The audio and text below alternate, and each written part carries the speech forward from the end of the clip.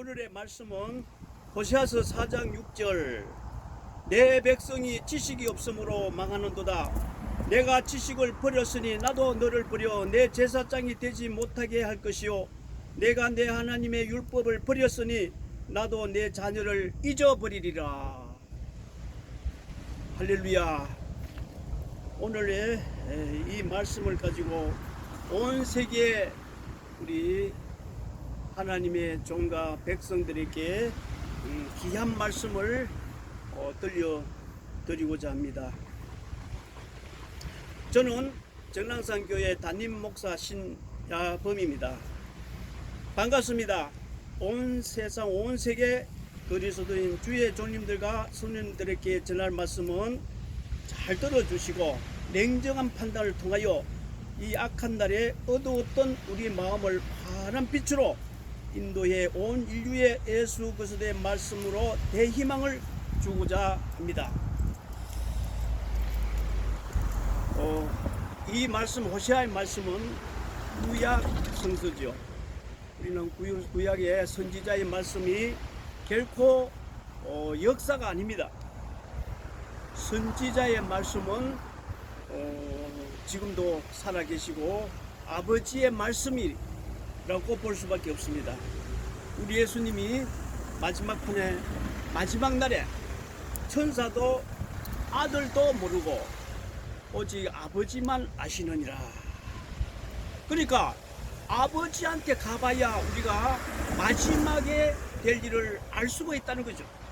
그런데 이 아버지한테 가볼 생각은 아무도 하지 않습니다.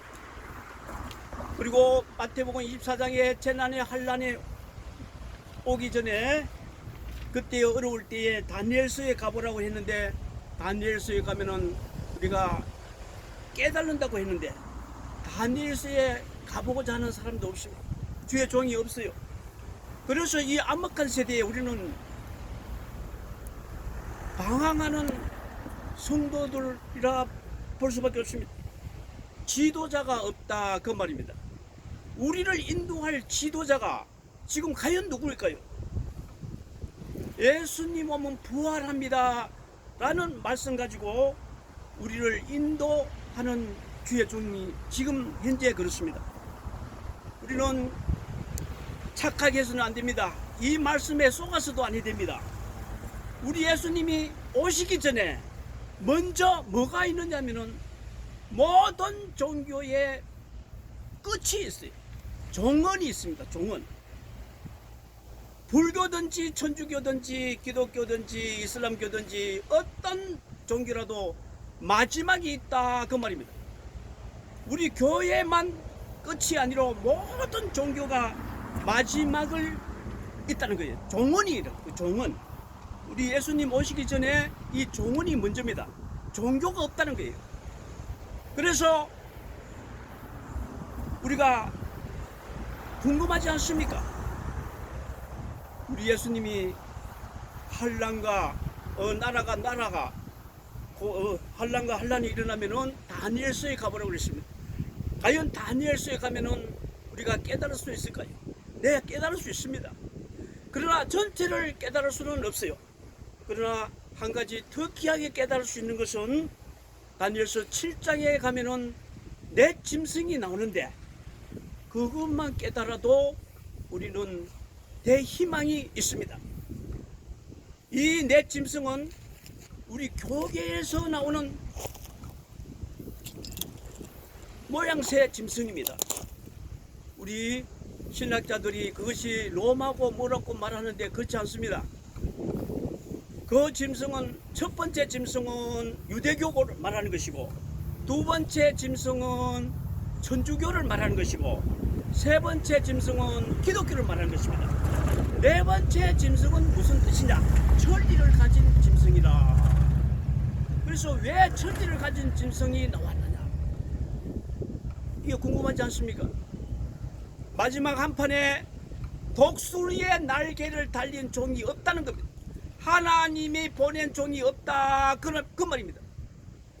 그런 시대가 오는 것을 예언한 거예요. 우리는 이 놀라울 수밖에 없어요. 이게 종교의 종언이 먼저예요. 예수님 오는 것이 먼저가 아니고 종언이 먼저입니다. 종교가 끝이라는 거예요. 그렇게 되면 종교가 끝나면 어떤 현상이 벌어지느냐, 아주 놀라운 역사가 일어납니다. 지금까지 우리 하나님은 이 종교를 통해서 우리를 지켜줬어요. 우리 영혼을 지켜주고 우리 마음을 지켜줬어요. 누구로부터? 사단으로부터 지켜줬습니다. 우리 예수님이 이 땅에 오신 것은 내가 멸하러 이 마귀의 일을 멸하러 왔다 하셨습니다. 마귀가 어디 있습니까? 지옥에 있습니다. 우리 하나님은 어디 계세요? 천국에 계시죠. 그러면 천국은 어디 있고 지옥은 어디 있습니까? 천국은 우리 예수님이 우리 속에 있다고 그랬어요. 하늘에도 땅에도 없고 우리 속에 있다고 그랬어요. 그렇다면 지옥은 어디 있습니까? 지옥도 마찬가지입니다. 우리 속에 있는 거예요. 우리 속에서 천국으로 지켜줬던 우리 하나님이 어떻게 해요? 이 종교로 끝으로 우리를 안 지켜주는 거예요. 철수하는 거예요. 우리 예수님이 성령을 가지고 말씀을 가지고 철수하는 것을 말하는 겁니다. 그러다면 주의 종이 없는 시대가 온다는 거예요. 이게 놀라운 일 아닙니까? 그러니까 인도자가 없다 그 말입니다. 우리의 인도자는 누구예요? 그래서 이 말씀을 깨달으면 우리가 무엇을 입느냐? 바로 삼배 옷을 입는 거예요. 마음에 근심이 오는 거예요. 근심이. 우리의 지도자가 없는데, 우리를 인도할 우리를 목자가 없는데 우리가 근심을 할 수밖에 없어요. 우리가 해야 할 일은 뭡니까? 예수 믿고 복 받으라, 예수 믿고 천당 갑니다가 그게 아닙니다. 이제는 우리가 살 길을 찾아야 되는데 어떻게 찾느냐? 우리가 해야 할 신조가 있습니다. 그 신조가 무엇이냐? 곧 선지자를 보내주옵소서, 우리를 인도할 선지자를 보내주옵소서 하고 기도하는 것이 현재의 우리가 해야 할 신조입니다. 그래서 이 선지자는 모세와 같이 하나님을 대면하는 선지자, 엘리야와 같이 불을 내리는 선지자, 엘리사와 같이 천사를 동원하는 선지자, 여호수아와 같이 가나안을 정복하는 대장군의 영을 보내달라고 기도를 하는 것이 우리의 의무입니다. 지금 예수 이름으로 귀신을 쫓아내고 병을 낫다 할지라도 내가 올 때는 너희는 엄부로 가라 하는 말씀을 기억해야 합니다. 마지막 한때는 예수 이름으로 병 낫고 귀신을 쫓아내도 주의 종이 아니라는 겁니다. 그런 역사가 왜 나타나냐? 하나님이 마지막에도 거짓 선지자도 하늘에서 불이 내려오는, 응답이 내려오는 역사가 있다. 그래서 그 응답으로 귀신과 병을 고친다 할지라도 엄부로 가라. 주의 종이 아니라는 거예요. 그래서 마지막에는 주의 종을 다시 뽑는다는 겁니다. 마지막 종은 이름은 목사가 아니고 장로랍니다. 장로. 그래서 장로라 하니까 지금 교회에 있는 그 장로냐? 아니죠. 적어도 하나님을 대면하고 요한계시록을 썼던 사도 요한, 또 베드로도 나 장로론 했습니다. 사도 요한도 나 장로론 했습니다. 하나님을 대면하는 권세의 종을 장로라고 했습니다. 그래서 바뀌는 거예요. 그러면 주의 종이 바뀌면 주의 종만 바뀌느냐? 율법도 앞으로 바뀝니다. 제사법도 바뀔 겁니다. 이렇게 바뀌려면은 우리 목사의 능력으로 그걸 바꿀 수가 없어요. 절대로 바꿀 수가 없습니다. 그러므로 이 바꿀 수 있는 능력의 종을 보내달라고 기도하는 것이 바로 우리의 신조입니다. 많이 놀라셨죠? 이 모든 사실이 하나님 말씀에 다 기록되어 있어요. 우리가 말씀을 읽고 깨닫지 못하는 것이 이사야서 29장에 어둠을 두었는데 거기에 감염이 돼가지고 못 깨닫는 겁니다. 이 말씀을 못 깨닫는다면 이제 앞으로 바로 거짓 선지자로 갑니다. 쭉정이로 가는 거예요. 정신 똑바로 차리고 이 말씀에 냉정으로 판단한다면 여러분 앞에 큰 도움이 있을 것입니다. 이제 이 말씀을 들은 말씀을 가지고 누구한테 질문을 하는 것보다도 말씀을 보고 하나님께 기도하고 열심히 해보세요. 가르쳐주는 선생님은 성령님 뿐입니다. 누구를 믿지 마세요. 성령님만이 우리 스승이 되시고 우리를 반드시 천국으로 좋은 것으로 하늘나라로 인도할 분은 성령님밖에 없어요. 성령님만이 의지하는 겁니다.